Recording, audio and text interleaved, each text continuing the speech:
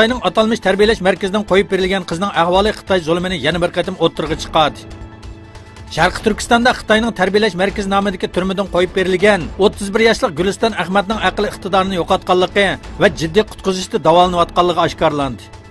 Urumchi shahrida yashaydigan Gulistonning o'tgan yili Xitoy soqchilari tomonidan tutib ketilganligi 2018 yili 21 sentyabr qo'yib berilgan bo'lsa-mu, hozirgacha asli kelinmaganligi bildirildi.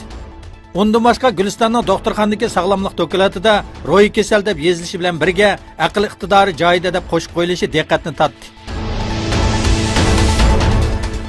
Yaqindan buyon Sharqi Turkistonda oliy maktab o'qituvchilari va ziyolilar tutqun qilinmoqda.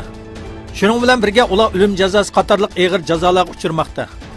Xinjiang universitetining sobiq maktab mudiri Toshpo'lat Tiyevning yaqinda tutilib ketganligi xabar qilingan edi.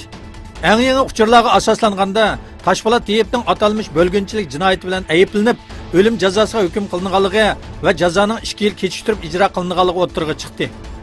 Sharqi Turkiston uchur markazining raisi Abdujalil Qarqash Xitoyni qattiq aybladi va Xitoyning bu qilmishlarining odamiylikka haqorat ekanligini ta'kidladi.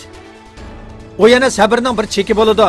Xalqaro jamiyat Xitoyning bu sabrlarga madaniyat qirg'inchiligiga sukut qilmasligi lozim dedi.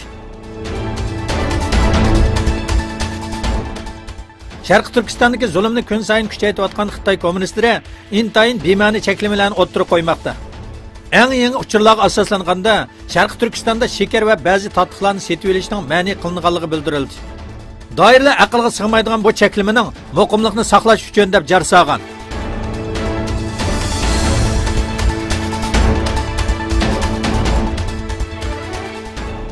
Sharqi Turkistonning poytaxti Urumchida yashaydigan Uyg'urlarning yerimining tutqun qilinganligi bildirildi.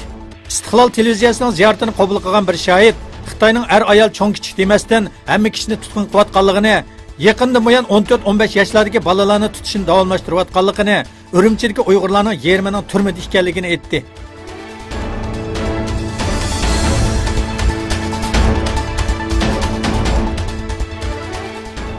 Fransiya soqchi doiralari xalqaro jinoiy ishlar soqchi tashkiloti, ya'ni Interpolning raisi Meng Hongweining yo'qolib ketganligi va bu vaqtda tekshirish olib berilayotganligi e'lon qilindi.